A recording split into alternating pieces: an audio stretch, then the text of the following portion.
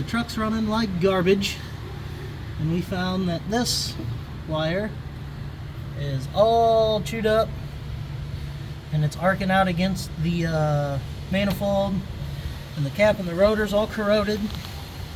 So we just got back from O'Reilly's with wires and a new cap and rotor, and we are currently Bowling Green in the middle of a hurricane